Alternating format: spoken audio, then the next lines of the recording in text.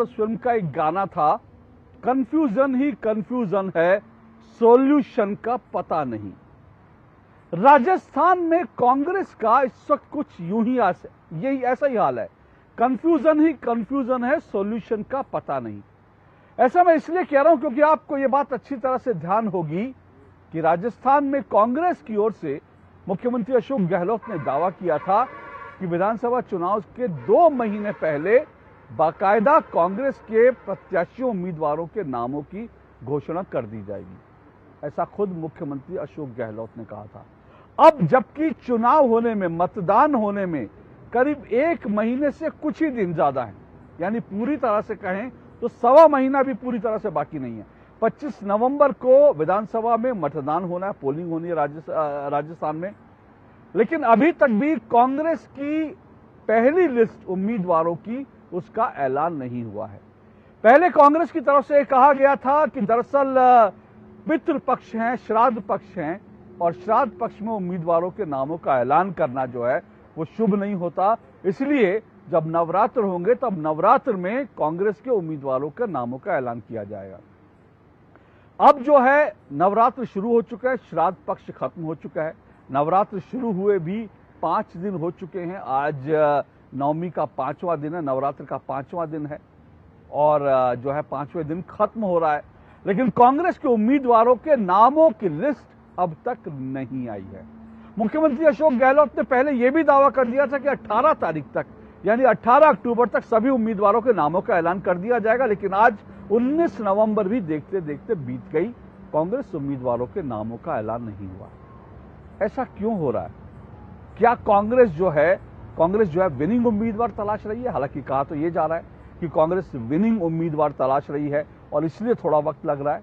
लेकिन कांग्रेस के भीतर सब कुछ ठीक नहीं है। वैसे राजस्थान में कांग्रेस में ठीक था कब? आपको अच्छी तरह से याद होगा, जिस तरह से राजस्थान में चला अशोक गहलोत वर्सेस जो है सचिन पायलट की जो लड़ाई चली, वो लंबे समय तक चली। चुनाव से कुछ समय पहले कांग्रेस ने इस तरह का आभास दिया, ये तस्वीर दी कि भाई कांग्रेस में अब सब कुछ ठीक हो गया, अशोक गहलोत और सचिन पायलट की जो लड़ाई थी वो थम गई है, इस तरह की तस्वीर दी गई। लेकिन अब जबकि टिकटों के बांटने की बारी आई, ऐसा लगता है एक बार फिर से जो है ये लड़ाई जो है थमी नहीं है, बल्कि अंदर खाने खींचतान जारी है। एक इंपॉर्टेंट फैक्टर और भी है जो फिलहाल जो जानकारी आ रही है, जो खबरें आ रही हैं, ये खबरें बता रही हैं कि दरअसल जो टिकटों का बंटवारा है वो इसलिए रुका हुआ है क्योंकि जिन उम्मीदवारों के नामों का ऐलान किया गया ना, या जिन उम्मीदवारों के नामों की चर्चा चल रही है, या जिन उम्मीदवारों के नामों की एक लिस्ट तैयार हुई है, उस लिस्ट में 3 नाम ऐसे हैं, जी हां 3 नाम ऐसे हैं जो मुख्यमंत्री अशोक गहलोत के बहुत खास लोग हैं। लेकिन कांग्रेस का शीर्ष नेतृत्व यानी 10 जनपद, सोनिया गांधी, राहुल गांधी, अशोक गहलोत के उन 3 जो बहुत खास लोग हैं उनको टिकट नहीं देना चाहते। और जब अशोक गहलोत की बनाई लिस्ट जब टेबल पे रखी गई और जब वो 3 नाम सोनिया गांधी और राहुल गांधी ने देखे, तो खबरें ये आ रही हैं कि सोनिया गांधी बिफर पड़ी और उन्होंने कहा कि ये नाम आखिर इस लिस्ट में क्यों आए। अशोक गहलोत ने समझाने की कोशिश की, लेकिन उसके बाद भी कांग्रेस का शीर्ष नेतृत्व तैयार नहीं हुआ है।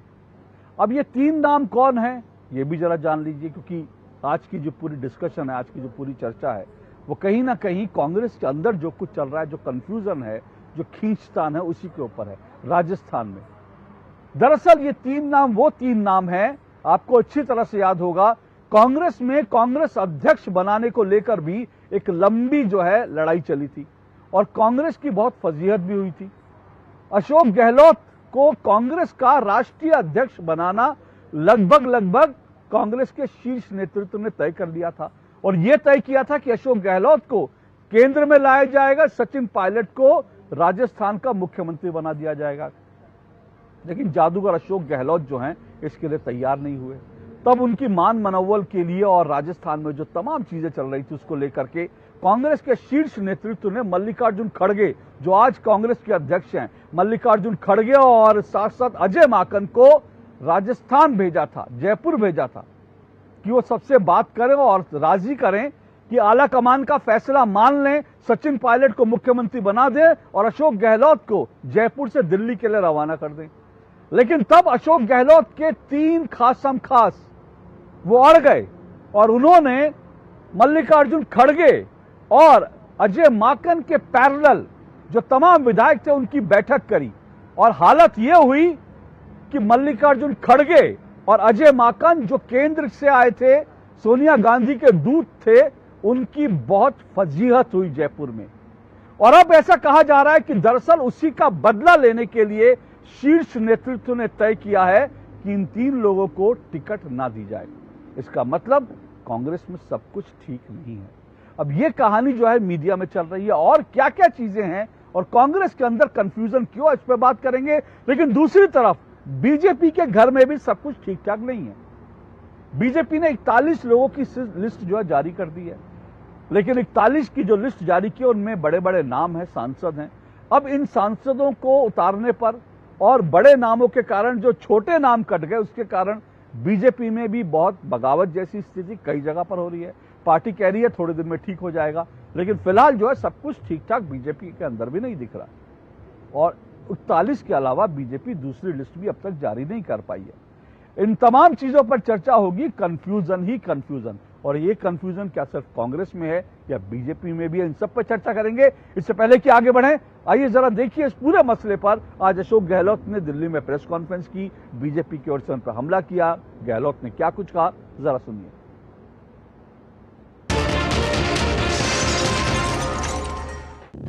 मैं मुख्यमंत्री पद छोड़ना चाहता हूं, पर ये पद मुझे नहीं छोड़ रहा है। अब तो समझ जाओ कितनी हिंदुस्तान में कितने मुख्यमंत्री की हिम्मत है तो ये कहे कि मैं पद छोड़ना चाहता हूं, पद मुझे नहीं छोड़ रहा। बताइए दीजिए कितने मुख्यमंत्री है इतिहास में, कभी किसी ने कहा क्या? मैं कह रहा हूं हम सब एकजुट है, हम सब एकजुट हैं। जब उनके साथ लोग गए थे, उनके टिकट सब क्लियर हो रहे हैं करीब करीब। उससे बड़ा उदाहरण क्या मैं दे सकता हूं आपको? एक टिकट पे भी मैंने ऑब्जर्वेशन नहीं किया हो मीटिंग के अंदर, उसे अंदाज कर दीजिए कितनी पेगाएगी हमारी, कितनी प्यार मोहब्बत आपस के अंदर है। कांग्रेस पार्टी में झगड़ा है। कांग्रेस पार्टी को very very very high anti incumbency है, इसलिए डर रहे हैं, इतना ही है और कुछ नहीं। कांग्रेस के ऊपर बड़ी बड़ी बातें करो। बीजेपी वाले अपने एमपी के काज तोड़ रहे हैं। उनके कार्यकर्ता, बीजेपी पहले कहती थी हमारे निशान को देखो, झंडे को देखो, देख लिया गया और विरोध हो रहा है जबरदस्त। कहाँ गया बीजेपी का? क्यों बीजेपी के कार्यकर्ता की वैल्यू नहीं है क्या? अशोक गहलोत जी कहते हैं कि मैं तो पद छोड़ना चाहता हूं, पद ही मुझे नहीं छोड़ता। अशोक गहलोत जी, ज्यादा दिनों की बात नहीं है, जनता ही आपको पद छुड़वाने वाली है बहुत जल्द, क्योंकि आपने और राजस्थान में कांग्रेस ने लूट, झूठ और फूट की सरकार चलाई। फूट तो इस प्रकार की है, पायलट कांग्रेस बनाम गहलोत कांग्रेस की, कि आज तक लिस्ट जारी नहीं हो पाया है आपका। कहाँ है आपकी पहली लिस्ट?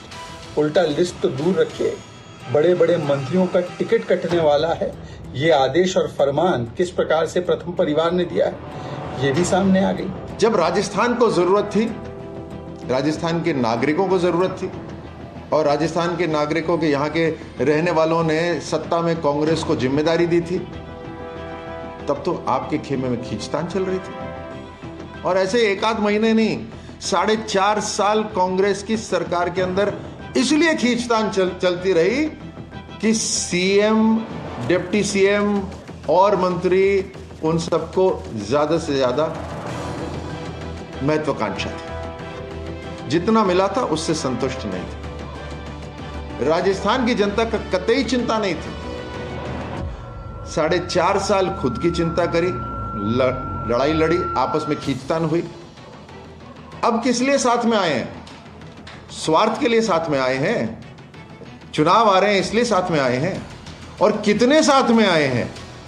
तो लिस्ट क्यों नहीं जारी कर रहे?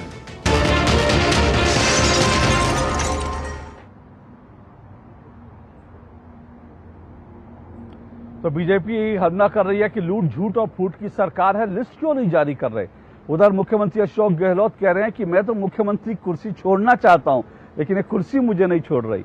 और सच तो यह है कि जब कुर्सी छोड़ने के लिए, कुर्सी उनसे छुड़वाने के लिए जब सोनिया जी ने 2 दूत भेजे थे, तब उन दो दूतों के छक्के छुड़वा दिए उन्होंने, लेकिन कुर्सी नहीं छोड़ी। ये तमाम राजनीति जो है राजस्थान में चल रही है। इसी में चर्चा करेंगे। मेरे साथ 4 मेहमान जो है जुड़ रहे हैं आज की डिबेट में। आइए परिचय करवा दूं। मेरे साथ शिवम त्यागी स्टूडियो में जुड़ चुके हैं। मेरे साथ शिवम त्यागी बीजेपी के प्रवक्ता हैं। मेरे साथ ऋषि शंकर मिश्रा जुड़ चुके हैं, राजनीतिक विश्लेषक हैं। सौरभ दुबे मेरे साथ जुड़े हैं, वो भी राजनीतिक विश्लेषक हैं। ऋषि शंकर मिश्रा वरिष्ठ पत्रकार हैं।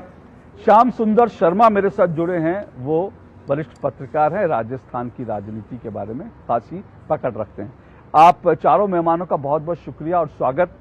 शिवम त्यागी, मैं आपसे शुरुआत करता हूं। ये ठीक है, कांग्रेस में कंफ्यूजन है और कांग्रेस के अंदर जो है ये सब कुछ हम देख रहे हैं, लेकिन बीजेपी भी 41 पर आकर रुक गई। कम से कम हाफ सेंचुरी तो कर लेते। आप तो हाफ सेंचुरी भी नहीं करी और 41 पर आकर रुक गए। ऐसा लगता है कि 41 के बाद जो है बिल्कुल रन रेट आपका बिल्कुल डाउन हो गया और लग रहा है कि अब आगे हिम्मत ही नहीं कर पा रही है बीजेपी बाकी नामों को लिस्ट निकालने की, घोषणा करने की। देखिए अशोक जी, एक चीज़ मैं कहना चाहता हूं कि रन रेट की जो आपने बात की, राजस्थान में रन रेट तो हमारा ऑल टाइम हाई इस बार रहने वाला है। जिस तरीके से ये लूट फूट और झूठ वाली सरकार है, ये जाने वाली है और हालात इनके ख़राब होने वाले हैं। कमाल की बात ये है कि एग्जिस्टिंग गवर्नमेंट है, सरकार चला रहे हैं। हालांकि कैसे चला रहे हैं वो तो आपने भी देखा कि स्टिंग ऑपरेशन से लेकर सब कुछ हो गया था अपनी ही सरकार में, अपने ही लोगों का, और पता नहीं कॉल रिकॉर्ड से लेकर क्या क्या हुआ। लेकिन बावजूद उसके जैसी भी चली 5 साल, जैसे भी लूटा राजस्थान को, लूटा तो खैर है ही, लेकिन बावजूद उसके आज हालात हैं। कभी कहते थे कि 18 तारीख को अनाउंस कर देंगे, कभी कहते हैं कि आज कर देंगे, कल कर देंगे। लगातार ये करते करते आज 19 तारीख हम और आप देख रहे हैं और अभी तक कोई लिस्ट नहीं आई है। बहरहाल हमने 41 करे और 41 में भी जो आपने कहा कि मतलब हम कॉन्फिडेंस नहीं दिखा रहे हैं, कॉन्फिडेंस तो इतना है कि हमने तो अपने सांसदों को भी उतार दिया। भाई कांग्रेस में अगर थोड़ा सा भी कॉन्फिडेंस है तो लाएं अपने ए लिस्टर्स, बी लिस्टर्स, जो नेता इनके यहाँ पर होते हैं, एक बार जरा उतार के। राज परिवार से कोई ऑर्डर आ जाता था, वो नीचे क्रियान्वित हो जाता था, किसी से बोलने की हिम्मत नहीं होती थी। आजकल तो इस तरीके की खिचड़ी बनी हुई है कि ऑर्डर्स वहां से आते हैं, नीचे अप्लाई नहीं किए जाते, हालात बिल्कुल ख़राब हैं। रोजाना आकर, और हालात यहाँ तक आ गए कि दिल्ली में आकर प्रेस कॉन्फ्रेंस करना पड़ रहा है अशोक गहलोत जी को। कहते वो मैं तो मुख्यमंत्री पद छोड़ना चाहता हूँ लेकिन मुझे मुख्यमंत्री पद नहीं छोड़ रहा। बड़ी कमाल की बात है। मुझे लग रहा है ये लाइन उन्होंने अटल जी से शायद कॉपी करी, लेकिन वो अटल जी जैसा करिश्मा भी तो होना चाहिए। अटल जी ने एक बार कहा था कि भाई मैं तो राजनीति छोड़ना चाहता हूं लेकिन राजनीति मुझे नहीं छोड़ती। अरे भैया, जब छोड़ने के लिए लोग भेजे थे, आपने उनकी कैसी फजीहत कराई अपनी और अपनी पार्टी की, मुझे लगता है इस देश और प्रदेश दोनों ने देखा है। विषय बहुत साफ है।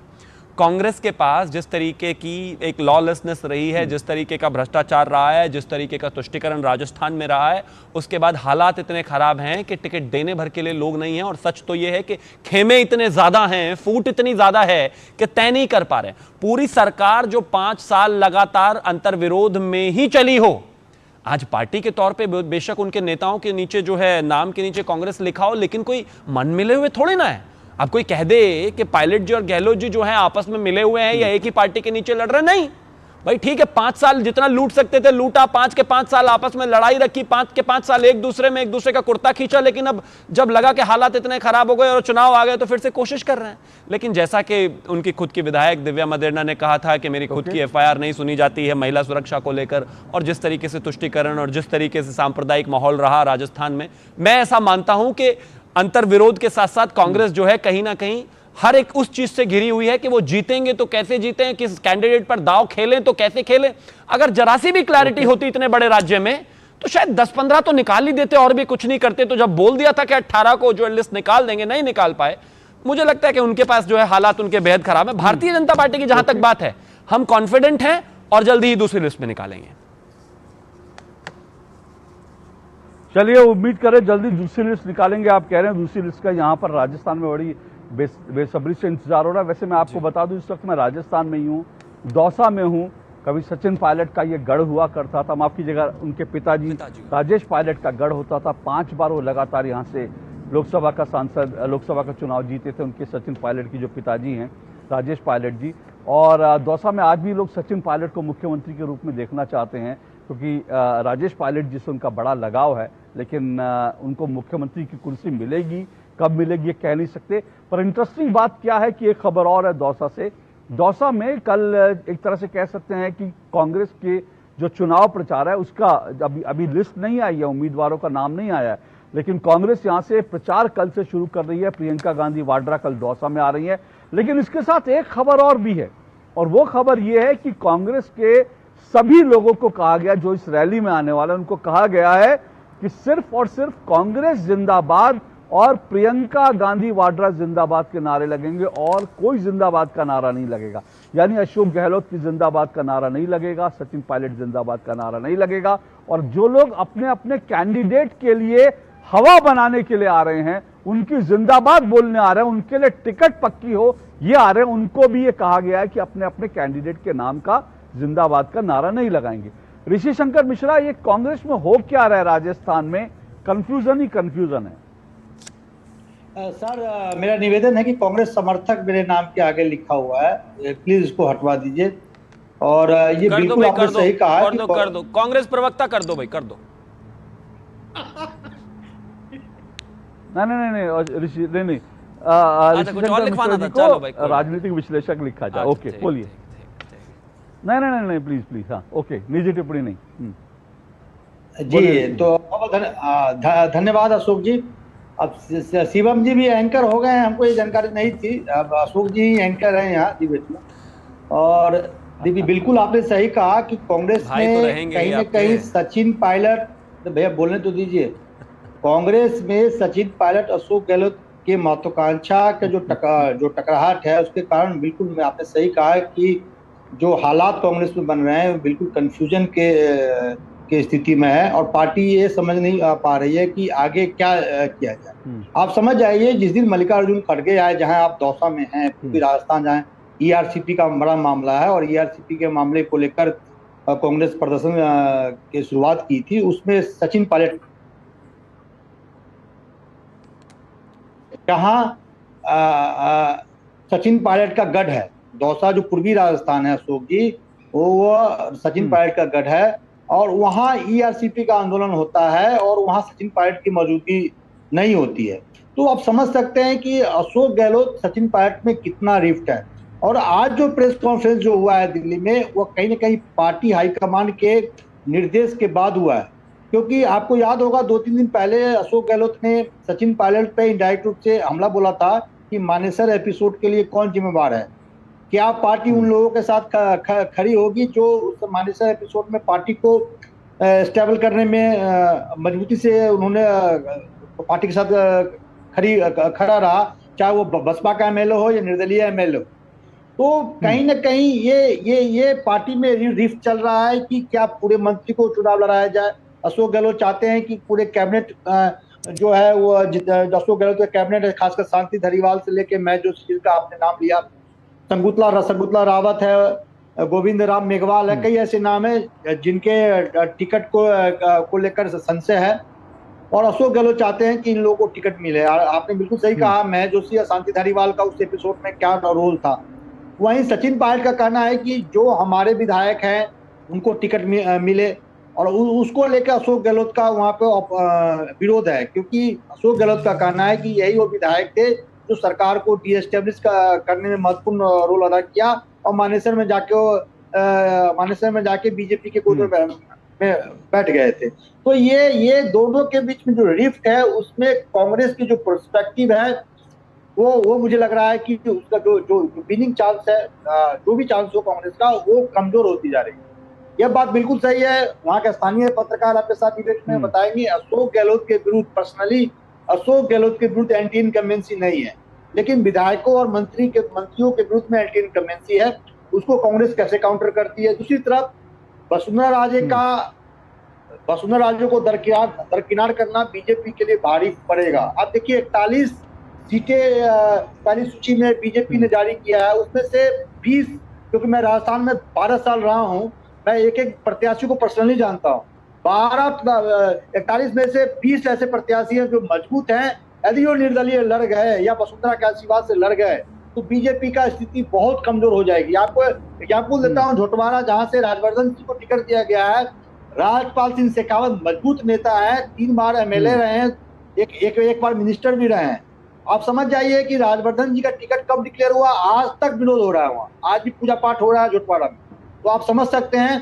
तो यदि आप 200 सीट जब रिलीज होती है और उसमें 50 के आसपास वसुंधरा के जो विरोधी है, वसुंधरा के जो सपोर्टर है, यदि विरोध में खड़े हो जाते हैं और चुनाव लड़ जाएंगे तो ये क्लोज फाइट में मुझे लगता है कि बीजेपी का भी जो अच्छा चांस है, मैं मानता हूं कि जो तीन जो हिंदी बेल्ट राज्य हैं उसमें राजस्थान में बीजेपी का सबसे बेहतरीन चांस था।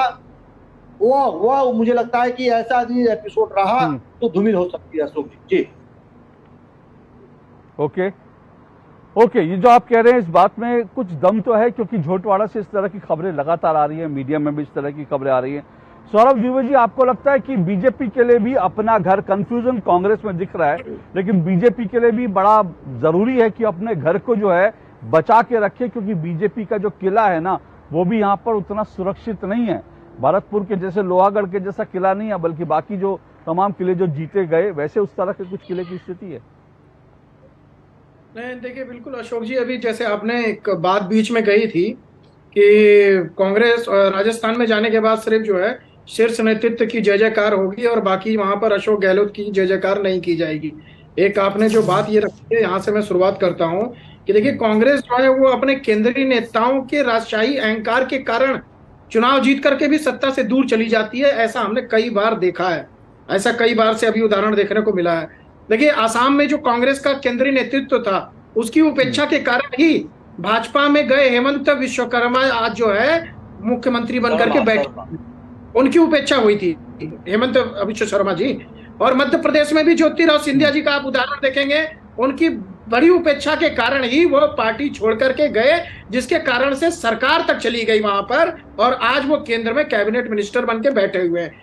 वही जब क्रम राजस्थान में आता है तो राजस्थान के अंदर हमने देखा है किस प्रकार से अंतर्द्वंद रहा है मुख्यमंत्री और उप मुख्यमंत्री के बीच में।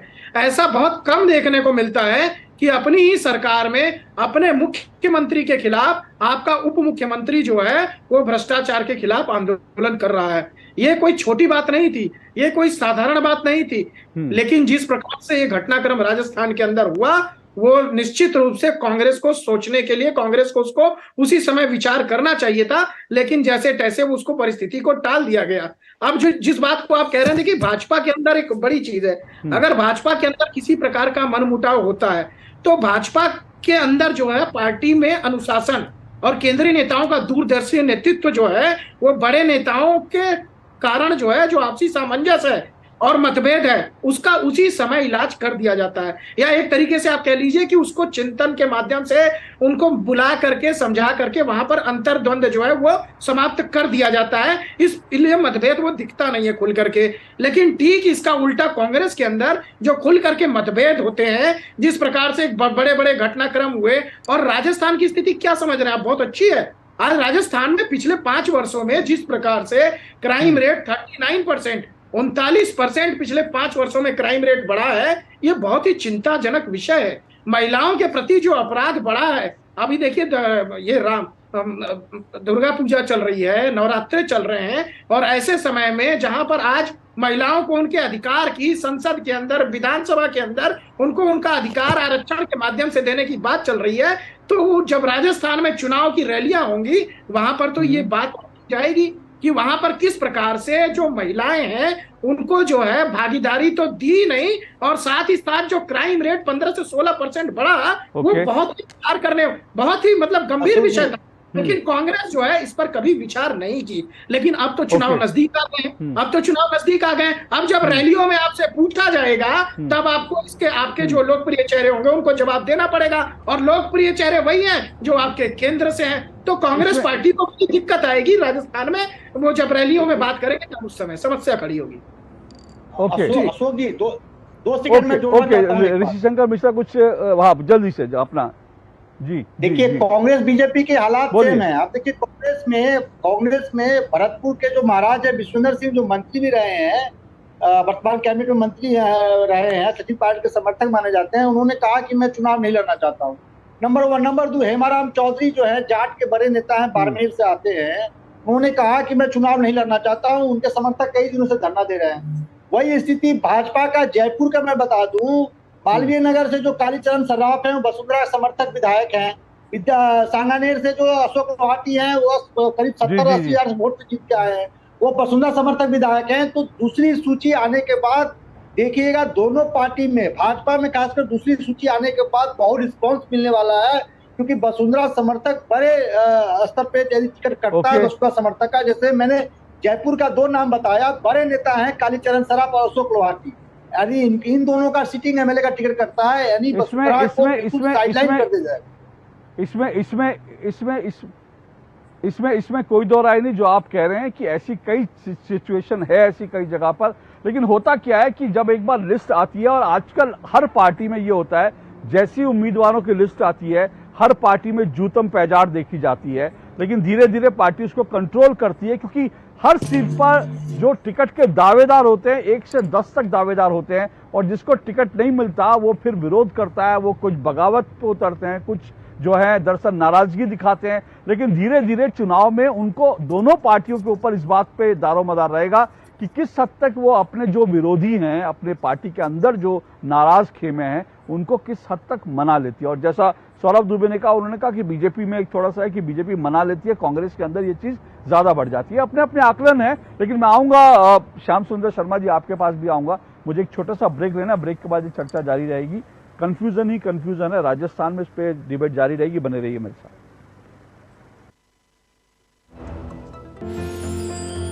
साल, बरस और सदी नहीं, एक युग गुजर जाएगा, उम्र न पूछो वंडर की, जब फर्क नजर आएगा।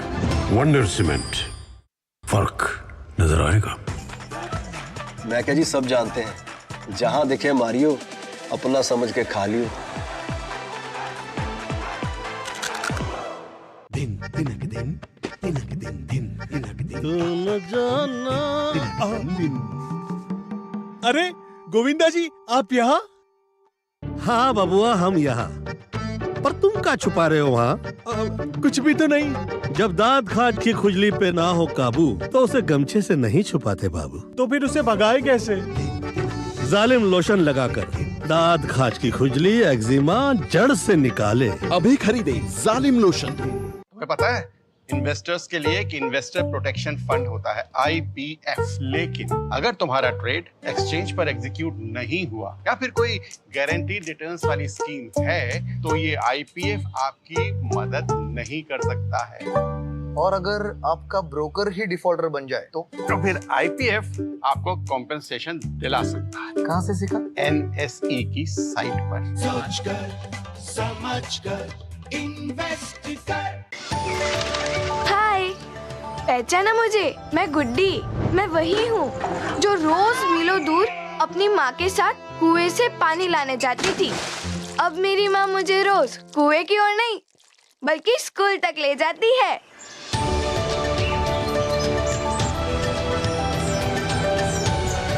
अरे किधर को चली सवारी? कुएं की तरफ तो नहीं? अरे नहीं नहीं सरपंच दीदी, मोदी जी के प्रयास से कुएं पर जाना हुआ बीता हुआ कल। अब तो है हमारे यहाँ नल से शुद्ध जल। बिल्कुल सही। प्रधानमंत्री नरेंद्र मोदी जी हमारी परेशानी समझकर इतना बड़ा काम तेजी से पूरा करवा रहे हैं। तभी तो हर घर में नल से शुद्ध जल आने से गांव की सभी बहनों और बेटियों को रोज पानी सर पर ढोकर लाने की परेशानी से मुक्ति मिली है। हाँ। और साथ ही बीमारियाँ भी बहुत कम हुई है। वाह दीदी।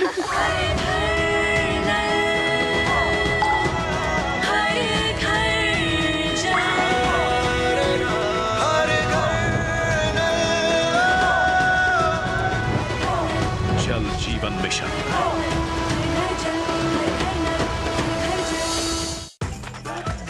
मैं क्या जी, सब जानते हैं, जहां दिखे मारियो, अपना समझ के खा लियो।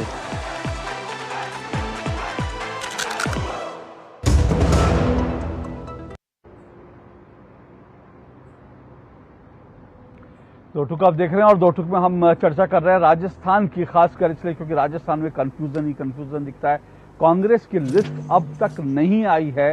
पहले कहा गया कि श्राद्ध पक्ष के कारण नहीं आ रही, फिर उसके बाद कांग्रेस की तरफ से ये कहा गया जो है नवरात्र में आएगी, नवरात्र में 5 दिन होने को आ गए, लेकिन अभी भी कांग्रेस की लिस्ट नहीं आई है। दूसरी तरफ ये भी बात लगातार आ रही है कि 18 तारीख कही गई थी, लेकिन आज 19 तारीख भी बीत गई, लिस्ट नहीं आई है। लिस्ट नहीं आ रही क्योंकि पार्टी के अंदर जो गुटबाजी चल रही है वो भयंकर गुटबाजी चल रही है।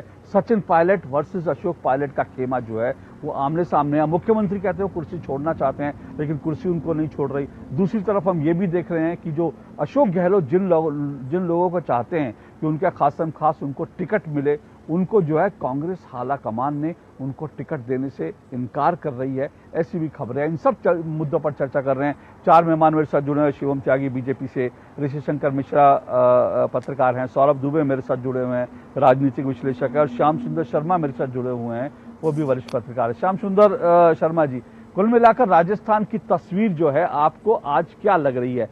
क्या ये हर चुनाव से पहले होता है इसलिए यही हो रहा है, या फिर इस बार आपको लग रहा है ज्यादा कंफ्यूजन और ज्यादा जो है खींचतान है? देखिए अशोक जी, आपने ठीक कहा, राजस्थान में इस बार कंफ्यूजन ज़्यादा लगता है, क्योंकि श्योरिटी तो किसी को है नहीं कि मुझे इसको अधिकार मिल जाएगा। कि पहली बार हो रहा है कि मुख्यमंत्री का चुनाव चेहरे पे नहीं लड़ा जा रहा। बीजेपी कमल पे चुनाव लड़ रही है, कमल के निशान पे चुनाव लड़ रही है, तो कांग्रेस भी अपना मुख्यमंत्री होने के बावजूद भी वो कह रही है कि सामूहिक रूप से नेतृत्व करके हम चुनाव लड़के जीत के आना चाहते हैं, जिस प्रकार से हो रहा है। और आपने सही कहा, हमारे राजस्थान में अगर बात करें आप, जहाँ पर कल प्रियंका गांधी आने वाली हैं, वो कर्म भूमि रही है हमारे सचिन पायलट की। वो पहले सबसे पहले जब अपने पिता की हो गई थी, उसके बाद वो चुनाव लड़ करके जीत के आए थे, तो वो यहाँ पर बने थे, और उसके बाद वो अजमेर चले गए थे। वो उनका कर्मस्थल छूट गया था, क्योंकि वहाँ जब रिजर्वेशन हो गया था तो वहाँ एसटी का उम्मीदवार खड़ा होने वाला था, तो वो अजमेर चले गए थे। लेकिन जिस प्रकार से कहा जाए कि उनके पिता ने सबसे पहले भरतपुर से चुनाव लड़ा था, अशोक जी आपको याद, और उसके बाद वो दौसा आ गए थे, दौसा में रहे थे, उसके बाद उनके पिता का वर्चस्व आज भी है और गुर्जर उनको मानते हैं, सही बात है। लेकिन उनके साथ 2018 का जब चुनाव हुआ था, वो प्रदेश अध्यक्ष हुआ करते थे, तो वो पूर्ण बहुमत वाली सरकार नहीं ला पाए।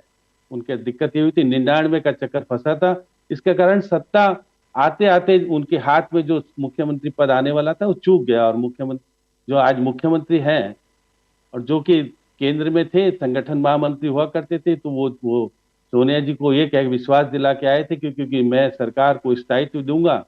और वो उनके एक जो लोकदल से डॉक्टर सुभाष गर्ग हैं जो जीत के आए थे, उन्होंने उसको शामिल किया था, तो 100 हुए थे। और फिर उसके बाद साफिया खान जो जुबेर खान की पत्नी है, वो जीत के आई थी, 101 हुए थे। और उसके बाद मुख्यमंत्री जी ने अपने निर्दलीय 27 लड़ाए थे, उसमें से 12 जीत के करीब आ गए थे, उनको शामिल कर लिया था। और बाद में आते आते 6 बीएसपी के जीत के आए थे। उन्होंने, देखिए राजस्थान में प्रदेश अध्यक्ष तो सचिन पायलट थे, लेकिन सचिन पायलट को नहीं पूछा कि मैं शामिल कर रहा हूं इनको, वो सोनिया गांधी के माध्यम से उनको शामिल करा करके उन्होंने कहा मैंने स्थायित्व वाली सरकार दे दी थी। मैंने पहली बार देखा था कि उप मुख्यमंत्री के रूप में सचिन पायलट हुए थे, क्योंकि शपथ तो आपको उप मुख्यमंत्री की दिलाई नहीं जाती है, कैबिनेट मिनिस्टर की शपथ दिलाई जाती है। वो देखिएगा एल्बर्ट हॉल था, वहां पर शपथ हो रही थी। पूर्व मुख्यमंत्री देखिए जो अभी तो पूरी है उप मुख्यमंत्री, उन्होंने कहा कि मुझे यहाँ डिक्लेयर करो इस मंच से कि मैं उप मुख्यमंत्री हूँ, तो देखिए वहां से कहा गया है कि उप मुख्यमंत्री है। फिर उसके बाद जब शपथ ग्रहण समारोह हो रहा था राजभवन में, मैंने पहली बार देखा कि मुख्यमंत्री की तो सब जगह लगती है कुर्सी, वहां पर डिप्टी चीफ मिनिस्टर की कुर्सी लगी थी। और जो अपने अपने समर्थक थे, अपने अपने आका को नमस्कार करके जा रहे थे, तो लग रहा था कि 2 पावर सेंटर हैं, 2 पावर सेंटर शुरू हो गए।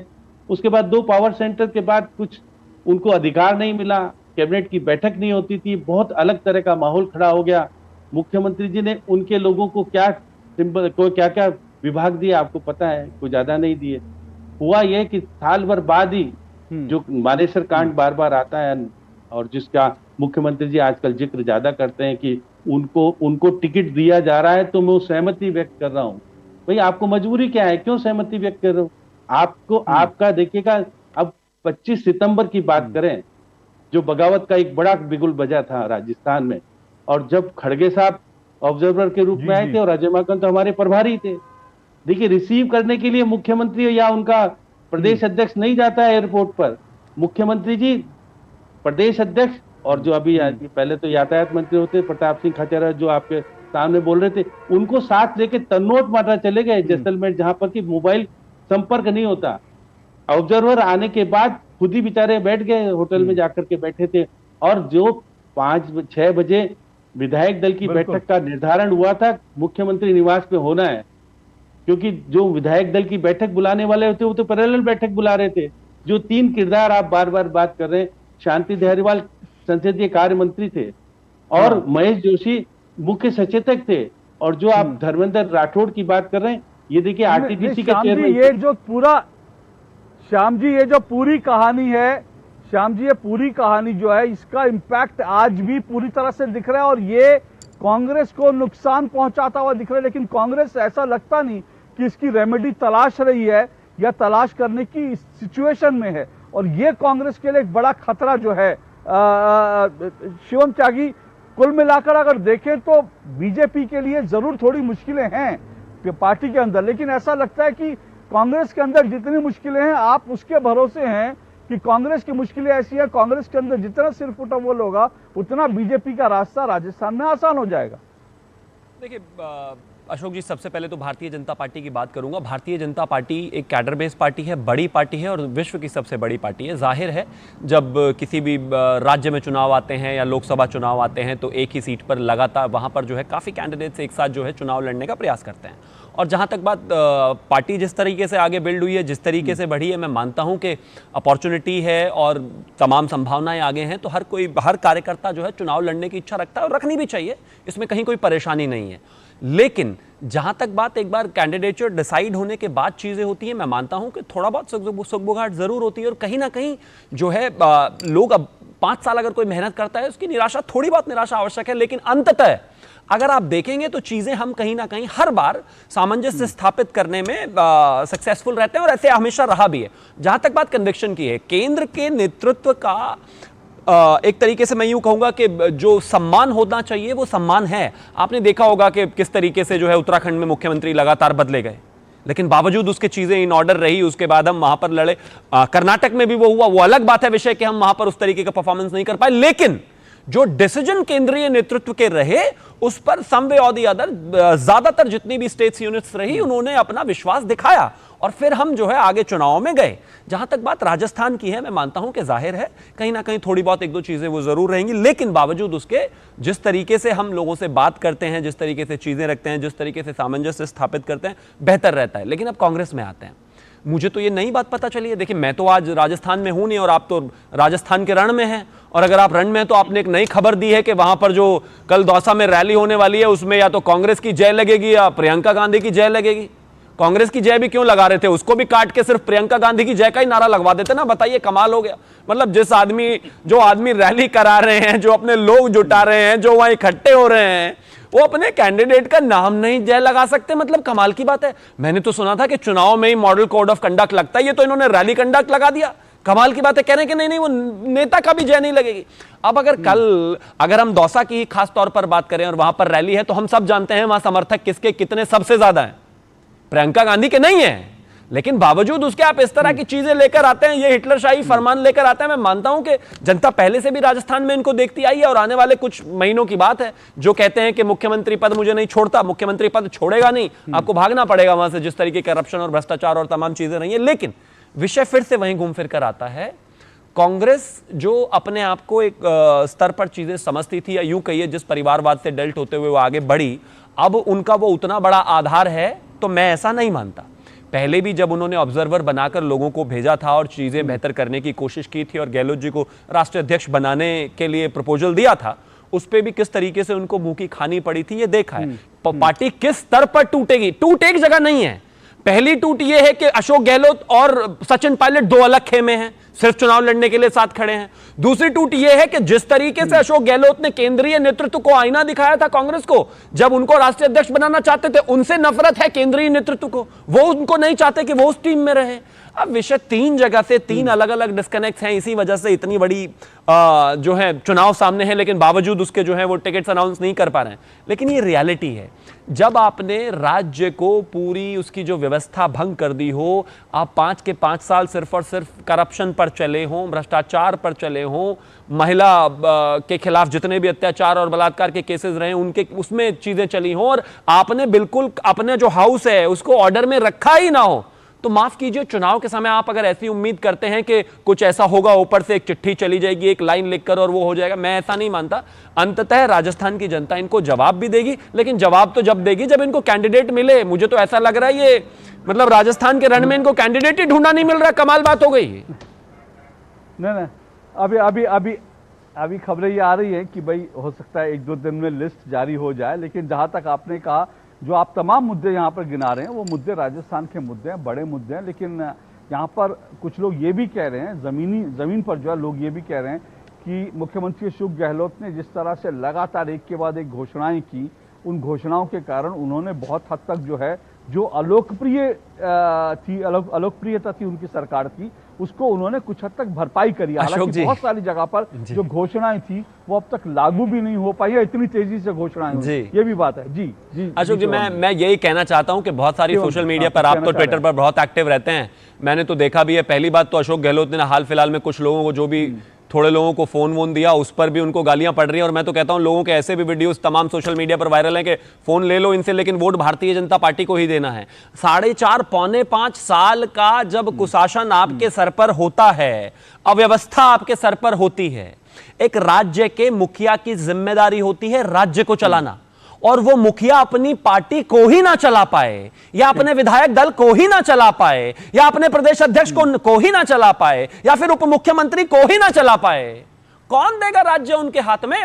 और साथ के साथ में अपने केंद्रीय नेतृत्व से भी सामंजस्य ना बैठा पाए, और वहां पर ही भ्रष्टाचार होता रहे, वहीं महिलाओं के खिलाफ अत्याचार होते रहे, वहीं पर ही लाल डायरी निकलती रहे, वहीं पर ही अपने मंत्रियों को पीटते रहे, वहीं पर ही उनको रात को बाहर निकाल दें, वहीं पर ही उनकी खुद की महिला विधायक जो है ये कहें कि यहाँ तो हम ही खुद सेफ नहीं है। इतना सारा बैगेज जब आपके सर पर होता है, तो आप 4 योजनाएं अगर चुनाव के मुहाने पर आकर किसी को देंगे, तो जनता आजकल ऐसी नहीं है, वो जानती है जी, सुबह से शाम तक आपको देखती है किस तरह का काम इसमें कोई दो राय नहीं। बैगेज तो है, बहुत सारे बैगेज हैं, और ये कांग्रेस के लिए एक बड़ी चुनौती है। पर ऋषि शंकर मिश्रा, सवाल फिर वही है कि यहां पर राजस्थान में जो हो रहा है वो शायद अशोक गहलोत और सचिन पायलट तो यहां पर दिख रहा है, लेकिन आपको नहीं लग रहा जिस तरह से 3 अशोक गहलोत के खास लोगों की टिकट काटने के लिए कांग्रेस का शीर्ष नेतृत्व 10 जनपद जो है वहां पर अड़ गया है, उससे ऐसा लग रहा है कि दरअसल ये लड़ाई वास्तव में राजस्थान के मुख्यमंत्री बनाम कांग्रेस के शीर्ष नेतृत्व की हो गई है। देखिए अशोक जी, कांग्रेस चाहती है कि राजस्थान में कांग्रेस पार्टी जीते, लेकिन 2 बड़े नेता चाहते हैं कि अशोक गहलोत चाहते हैं कि अशोक गहलोत कांग्रेस जीते, सचिन पायलट चाहते हैं कि पायलट कांग्रेस जीते। इसी बीच का रिफ्ट है जिसके कारण ये टिकट डिले हो रहा है। कल संभवतः राहुल गांधी तो तेलंगाना से आएंगे, और प्रियंका जी के दिल्ली जाने के बाद हो सकता है कि कल देर शाम टिकट डिक्लेयर हो। और तो ये परिस्थिति बनी हुई है कांग्रेस की। यह बात बिल्कुल सही है कि यदि आप 1 साल पहले या 6 महीना पहले हमसे पूछते तो मैं बिल्कुल कहता कि बीजेपी थम्पिंग मेजोरिटी से चुनाव जीत रही है राजस्थान। लेकिन आपने बिल्कुल सही कहा, जिस प्रकार से अशोक गहलोत ने विगत 6 महीनों में उन्होंने एक गेम चेंजर काम किया है या वो घोषणाएं की हैं, उसका इम्पैक्ट है। और आज के डेट में 70-80 सीटें जो गैप था, मतलब 120-130 बीजेपी को मैं मान रहा था, और 30-40-50 सीट में मान रहा था कांग्रेस का, वो बढ़ के 70-80 के आसपास आ चुकी है। आज भी बीजेपी को एज है, मैं मानता हूँ, आप वहां पे हैं, आप भी ये जानते होंगे, बीजेपी को आज भी एज है, मैं बार बार कह रहा हूँ। लेकिन बीजेपी के लिए माइनस पॉइंट ये है कि पूरे वसुंधरा समर्थक के आप टिकट काट देंगे। जैसे मैंने सिर्फ जयपुर शहर का नाम बताया, नरपत सिंह राजवी से लेके अशोक लोहाटी से लेके आप कालीचरण सराफ से लेके सुरेंद्र पारिक से लेके जितने भी वसुंधरा समर्थक है, यदि आप उनके टिकट काट देंगे तो वसुंधरा ऐसे घर बैठे राजनीति में करेगी नहीं। और यदि 50 समर्थक भी इनके विरुद्ध में खड़े हो गए तो जो क्लोज फाइट है वो पूरा गेम बदल जाएगा बीजेपी का। और मैं एक बात कहकर मैं खत्म करूंगा अशोक जी, अब जितने भी तमाम मैं सुन लीजिए अशोक जी, मैं बहुत महत्वपूर्ण बात कहने जा रहा हूँ। जितने भी तमाम सर्वे हैं किसी भी चैनल के, किसी भी ऑर्गेनाइजेशन के, उसमें वसुंधरा सबसे लोकप्रिय नेता है भाजपा की तरफ से। तो ऐसी क्या मजबूरी है भाजपा का, जो सबसे बेस्ट प्लेयर है आपके, उसको आप आगे न बढ़ा के उन नेताओं को आगे बढ़ा रहे हैं जिनका अपने क्षेत्र से बाहर कोई इम्पैक्ट नहीं है। अशोक जी, मैं बस 10 सेकंड ये कहना चाहता हूँ। ऋषि जी, माना अशोक जी का कार्यक्रम जो है थोड़ा लेट नाइट रहता है, देर रात को रहता है, 9:45 बजे हुए हैं, लेकिन अगर सपने ही देखने हैं तो अब से 2 घंटे बाद देखना, है ना। अरे ये भैया, ऐसे मैं सपने न्यूट्रल अभी बता- प्रोग्राम में शुरुआत में 50 थी, अभी 70 हो गई। मुझे लग रहा है जब तक प्रोग्राम खत्म होगा 100 पूरी कर ही दोगे आप तो। बिल्कुल कमाल बात है। गजब की बात कर रहे हैं। नहीं गजब नहीं, सच बोल रहा हूं मैं। भाई माना नहीं, 9:45 बजे नहीं, कार्यक्रम है नहीं, रात का, मैं- लेकिन अभी मैं- इतना भी अंधेरा नहीं हुआ कि आपको मैं- मतलब सपने आने लग जाए। ठीक है, कोई ओके, बात नहीं, ओके, होता है, ओके, लेकिन इतना भी नहीं। ओके, और राहुल जी देखिए, कल आकर सारा सॉल्व कर देंगे। राहुल जी दिल्ली में ही थे पिछले 2 साल से, भैया काय सॉल्व नहीं कर दिया राहुल जी ने। वो सबसे बड़ी तो इनकेपेबिलिटी वही बैठी है दिल्ली में। देखिए, इनकेपेबिलिटी मैं छोड़ दीजिए, मैं तो कहता हूं मतलब एक तरीके से जबरदस्ती की वो है, इनकेपेबिलिटी नहीं है, लाइबिलिटी है वो जो दिल्ली में बैठी है, वो नहीं सॉल्व कर सकते राजस्थान। मुझे एक और ब्रेक लेना है, लेकिन उससे पहले एक बात सिर्फ मैं कहना चाहता हूं, इसमें कोई दो राय नहीं। वसुंधरा राजे यहां पर बीजेपी की सबसे कद्दावर नेता जो हैं, लोकप्रिय हैं, लेकिन ये नहीं भूलना चाहिए पिछला जो चुनाव था, विधानसभा चुनाव जो हुआ था 2018 में, उसमें वसुंधरा राजे, ये कहा जाता है कि दरअसल वसुंधरा राजे एक इतनी ज्यादा लोग उनसे नाराज थे कि बीजेपी से नाराजगी नहीं थी, वसुंधरा राजे से नाराजगी थी, और इसलिए बीजेपी हार भी गई थी। यहां पे नारे लगे थे, मोदी तुझसे बैर नहीं, वसुंधरा तेरी खैर नहीं। लोग नरेंद्र मोदी को वोट करना चाहते थे, पर वसुंधरा राजे के कारण बीजेपी यहां हारी। लोग ऐसा भी कहते हैं, तो इसलिए क्या है इस बार जनता क्या करेगी हम नहीं जानते। वसुंधरा राजे मुख्यमंत्री का चेहरा होंगी नहीं होंगी हम नहीं जानते, बीजेपी किस तरह से आगे बढ़ेगी हम नहीं जानते, लेकिन अभी जो है कंफ्यूजन की स्थिति है राजस्थान में। सिचुएशन क्लियर होने में अभी थोड़ा वक्त और लगेगा। एक और ब्रेक ले रहा हूं, ब्रेक के बाद मैं आऊंगा। कुछ और कंफ्यूजन है, और वो इंडिया अलायंस के अंदर भी कंफ्यूजन है, उस पर भी आऊंगा इस ब्रेक के बाद। साल बरस और सदी नहीं, एक युग गुजर जाएगा। उम्र न पूछो वंडर की, जब फर्क नजर आएगा। वंडर सीमेंट, फर्क नजर आएगा। हो बिजनेस बढ़ाना, गुड़िया को पढ़ाना, या मिसेस के साथ वेकेशन, लो मुथूट फाइनेंस गोल्ड लोन। भरोसा इंडिया का, भरोसा इंडिया का। मुथूट फाइनेंस, भारत का नंबर 1 सबसे भरोसेमंद financial services brand. Gold loan के लिए अभी कॉल करें 1-800-313-1212। दिन तिनक दिन तिनक दिन दिन तिनक दिन तुम जाना दिन। अरे गोविंदा जी, आप यहाँ? हाँ बबुआ, हम यहाँ। पर तुम क्या छुपा रहे हो वहाँ? कुछ भी तो नहीं। जब दांत खाज की खुजली पे ना हो काबू, तो उसे गमछे से नहीं छुपाते बाबू। तो फिर उसे भगाए कैसे? जालिम लोशन लगाकर दांत खाज की खुजली, एक्जिमा जड़ से निकाले। अभी खरीदे जालिम लोशन। तुम्हें पता है इन्वेस्टर्स के लिए एक इन्वेस्टर प्रोटेक्शन फंड होता है, IPF। लेकिन अगर तुम्हारा ट्रेड एक्सचेंज पर एग्जीक्यूट नहीं हुआ या फिर कोई गारंटीड रिटर्न्स वाली स्कीम्स है, तो ये IPF आपकी मदद नहीं कर सकता है।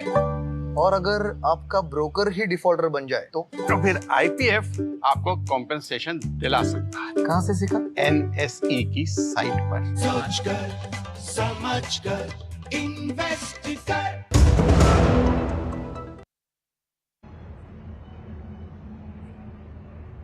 दोटुक आप देख रहे हैं, दोटुक में हम कंफ्यूजन ही कंफ्यूजन, कांग्रेस की बात कर रहे हैं, राजस्थान की बात कर रहे हैं। राजस्थान में कांग्रेस की लिस्ट नहीं आई, कुछ कंफ्यूजन बीजेपी में भी दिख रहा है, इन सब पर चर्चा कर रहे हैं। लेकिन इसके अलावा बात अगर कंफ्यूजन की करें तो कंफ्यूजन मध्य प्रदेश में भी दिख रहा है, और वो कंफ्यूजन मध्य प्रदेश से लेकर उत्तर प्रदेश तक भी दिख रहा है।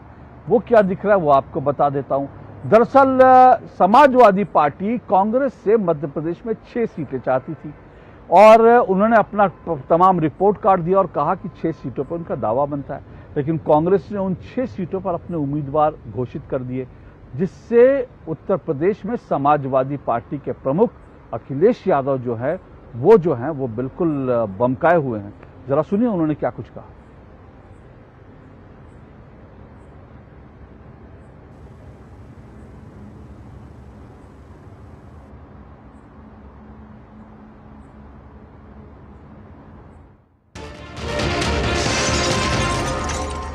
जब मध्य प्रदेश के मुख्यमंत्री जो रहे, पूर्व में कई बार मुख्यमंत्री रहे, वो रहे, उन्होंने मीटिंग बुलाई और पूछा समाजवादी पार्टी से, हमने अपनी पूरी परफॉर्मेंस बताई किस समय पर समाजवादी पार्टी के विधायक कहाँ जीते हैं।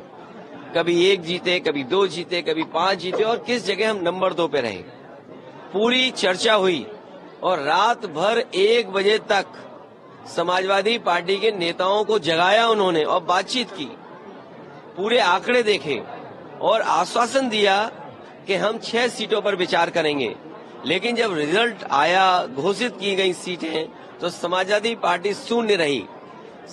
अगर ये मुझे पहले दिन पता होता कि विधानसभा स्तर पर कोई गठबंधन नहीं है इंडिया का, तो हम उसमें कभी मिलने नहीं जाती हमारी पार्टी के लोग, न अपनी हम सूची देते कांग्रेस के लोगों को, न कांग्रेस के लोगों का फोन उठाते। लेकिन अगर उन्होंने ये बात कही है कि गठबंधन नहीं है, तो हम स्वीकार करते हैं गठबंधन नहीं है। और गठबंधन अगर केवल उत्तर प्रदेश में केंद्र के लिए होगा तो उस समय विचार किया जाएगा, और जैसा व्यवहार होगा समाजवादी पार्टी के साथ वैसा ही व्यवहार उनको देखने को मिलेगा यहाँ पर।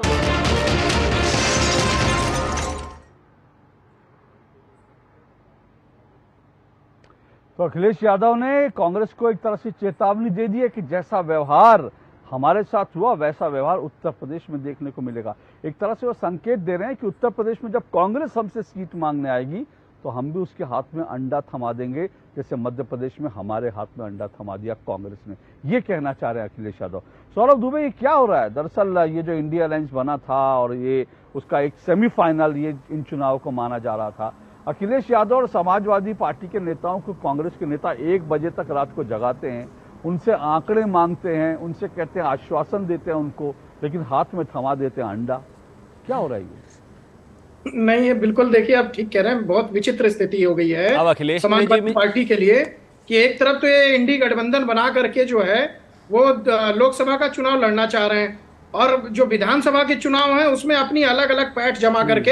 हालांकि देखिए जो राजस्थान है, मध्य प्रदेश और छत्तीसगढ़, ये कांग्रेस और बीजेपी क्षेत्रीय हैं, तो इसमें जो समाजवादी पार्टी अगर आना चाह रही है, साथ में लड़ना चाह रही है, उसका कारण यह था कि मध्य प्रदेश में जो कांग्रेस ने सीटें जीती थी, अब जो मध्य प्रदेश में समाजवादी पार्टी की जीती हुई सीटें हैं उस पर कांग्रेस ने अपना प्रत्याशी उतार दिया रातों रात। अब उससे समाजवादी पार्टी सत्ते में आ गई कि भैया हमारी जीती हुई सीट पे ही कांग्रेस ने हमसे गठबंधन की बात भी कर रहे हैं, हमसे 7 सीटें देने की बात कर रहे हैं, और उसके बाद हमारे जीते हुए प्रत्याशी जहां पर है उसी पर अपना कैंडिडेट उतार दिया। उसके बाद इन्होंने अखिलेश यादव जी ने फटाफट से मीटिंग बुलाई, वो किया और 9 कैंडिडेट अपने उतार दिए। बहुत बड़ी बात नहीं होगी कि अब मुझे लगता है 35-40 कैंडिडेट ये मध्य प्रदेश के अंदर अगर स्थिति नहीं संभली तो समाजवादी पार्टी अपने कैंडिडेट उतार देगी। कहने का मतलब यह है कि देखिए जो ये गठबंधन है, इंडी गठबंधन, इसका चाल चरित्र चेहरा कुछ भी किसी को समझ में नहीं आ रहा। जिस प्रकार से पंजाब के अंदर आम आदमी पार्टी में भी और कांग्रेस के अंदर उनके एक विधायक को उठा करके जेल में डाल देना, उसमें विद्रोह दिखाई दिया। राजस्थान में जो आम आदमी पार्टी कहती है हम खुल करके लड़ेंगे, वही स्थिति समाजवादी पार्टी में पैदा हो गई है। लेकिन समाजवादी पार्टी ने तो स्पष्ट बोल भी दिया है कि जो व्यवहार आपने हमारे साथ यहाँ पर किया वही व्यवहार हम लोकसभा में आपके साथ उत्तर प्रदेश में करेंगे। भाई उत्तर प्रदेश में आपके पास कितनी सीटें हैं कांग्रेस को, उसी हिसाब से हम आपको सीटें दे देंगे, उसी हिसाब से सीटें देंगे तो आपको आपका व्यवहार समझ में आ जाएगा। लेकिन कांग्रेस जो है, कांग्रेस का अहंकार, उसका शीर्ष नेतृत्व का अहंकार, इसीलिए आप देखिए जहां पर कांग्रेस अपनी सरकारें बना लेती है वहां पर अपने ही अंतर्द्वंद के कारण, जिस प्रकार से अभी समाजवादी पार्टी से गठबंधन भी करना चाह रहे हैं और उनके खिलाफ साजिश भी रच दी इन्होंने, अंतर्द्वंद पैदा हो गया। तो अगर इनकी सरकारें बनती भी हैं, इसी वजह से इनकी सरकारें टूट जाती हैं। जिस प्रकार से राजस्थान भी आप देखिए, वहां पर अशोक गहलोत और सचिन पायलट को लेकर के शीर्ष नेतृत्व कंफ्यूजन में है। भाई प्रियंका गांधी कुछ और कहती हैं, राहुल गांधी कुछ और कहते हैं। उन्हीं जब शीर्ष नेतृत्व में ही एक तय नहीं हो पाता कि किसको चेहरा रखना है, तो यह स्थिति निश्चित रूप से दौसा में तय होगी वहां पर कि भैया प्रियंका का कारण है और किसी की जय जयकार नहीं करनी है। अशोक जी, श्याम सुंदर, हाँ जी, जल्दी से अशोक जी 2 सेकंड। अशोक जी, उसका कारण है कि सपा 2 सीटें जीती थी और 4 पे या 3 पे नंबर 2 पे रही थी, और ये जो सीटें जिसपे नंबर 2 पे रही थी या जीती थी उन्होंने बीजेपी को हरा के, या बीजेपी वहां पे नंबर 2 पे रही थी, तो इसलिए कांग्रेस वहाँ ये सीटें नहीं छोड़ना चाह रही। अच्छा, उसका कारण ये है, जी अंदर में बैठ के बात कर लेते हैं ना गठबंधन में, आपको चैनल बताने की जरूरत नहीं पड़ती। नहीं, सवाल ये नहीं है। सवाल ये है कि वो कह रहे हैं, सवाल ये कि जो व्यवहार किया जा रहा है, जिसकी वो नाराजगी जता रहे हैं कि रात 1 बजे तक उनको जगा के रखा, उसके बाद अंडा थमा दिया। सबसे बड़ी बात तो ये संकट है। जी अशोक जी, शिवम जी, देखिए मैं शिवम बोल रहा हूं। मैं तो सिर्फ आपसे यही कहना चाहता हूं, देखिए इस मामले में मैं अखिलेश जी के साथ हूं। ये बहुत बुरा हुआ उनके साथ, मैं आपको बता नहीं सकता, मतलब मेरा दिल से, क्योंकि मैं तो उत्तर प्रदेश से आता हूं। आप यकीन मानिए, मतलब मैं स्टूडियो में हूं वरना रो देता। ये समाजवादी के कार्यकर्ताओं को, बेचारों को 1 बजे तक जागने की आदत नहीं है जी। नहीं, सुन तो लीजिए ना प्लीज। नहीं, आपको नहीं पता ऋषि जी, समाजवादी का कार्यकर्ता बेचारा 1 बजे तक रात को जागता है क्या? वो रात को 10 बजे कोप भवन में जाता है, अपना पर्सनल टाइम बिताता है, अगले दिन दोपहर को 12 बजे निकल के आते हैं। मतलब ये दुख की स्थिति है। टिकट ना देते चाहे उनको, चाहे सीट ना देते उनको, लेकिन बेचारों को 1 बजे तक बिठाया। बताइए कोई बात है? अखिलेश जी ने भी बार बार यही कहा कि हमें 1 बजे तक बिठाया और टिकट नहीं दिया। अब आप एक बात बताइए ऋषि जी, बिजावर की सीट तो उनकी जीती हुई थी, कम से कम वही देते बेचारों को। और वो मसला ये नहीं है, बड़े चौड़े हो के छाती खोल के ऋषि जी भी ऐसे लड़ते थे हमसे, अरे इंडिया बना दिया हमने। हम कहते थे भैया इंडिया तो 47 में बन गया था, भारत 5000 साल पहले। अरे नहीं, आज ही बना है। ये रहा आपका इंडिया की टोटल करनी धरनी कुल जमा ये रही कि कोई एक राज्य ऐसा नहीं है जहां एक दूसरे पे, कश्मीर में पत्थरबाजी बंद हो गई। आप देख लेना, इन घमंडिया वालों में आपस में पत्थरबाजी होने वाली है। गोली तो मार नहीं सकते, लेकिन एक दूसरे की टांगे पकड़ के ना खींची तो मेरा आप नाम बदल देना। क्या हाल है राजनीति का बताइए? 1 सीट नहीं दे रहे समाजवादी वालों, गलत बात है। आप जो शिवम जी आप जो मजे ले रहे हैं वो हम देख रहे हैं, समझ रहे हैं। मैं मजे कहां सर, मैं तो सिंपैथी है, मुझे दर्द है इस बात का। जो दर्द है उसको हम समझ रहे हैं। नहीं, ठीक है, सिंपैथी होनी भी चाहिए। किसी को रात को 1 बजे तक जगाओ और उसके बाद जो है अंडा हाथ में थमा दो तो। लेकिन बहरहाल मेरे पास समय इतने हैं। श्याम सुंदर जी, मैं आपके पास आना चाहता था, लेकिन फिलहाल जो है समय जो है मेरे पास नहीं है। लेकिन कुल मिलाकर राजस्थान की सिचुएशन जो है वो बड़ी विकट है इस वक्त, और कांग्रेस जिस तरह से यहाँ पर फंस गई है, एक तरह से कहें, जिस तरह से आपसी अंदरूनी जो कलह के कारण फंस गई है, उसके कारण कांग्रेस की जो थोड़ी बहुत सिचुएशन यहाँ पर ऐसा लग रहा था वो सुधर रही है, वो एक बार फिर से जो है वो सिचुएशन पहली जैसी हो गई है। और ऐसा लग रहा है कि यहाँ पर एक तरह से वॉक ओवर ना दे दे कांग्रेस, जिस तरह से आपसी झगड़ों में लगी है, बीजेपी को कहीं वॉक ओवर ना दे दे। लेकिन फिलहाल इंतजार करते हैं, देखते हैं लिस्ट आएगी, बीजेपी की भी लिस्ट आएगी, किस तरह से उम्मीदवारों के नाम फाइनल होने के बाद क्या तस्वीर बनती है, तब तक हम इंतजार करेंगे। लेकिन आज के लिए इतना ही। मेरे सभी मेहमानों का बहुत बहुत शुक्रिया मेरे कार्यक्रम में जुड़ने के लिए। आज के लिए इतना ही। 2 टूक में जुड़ने के लिए सबका नमस्कार।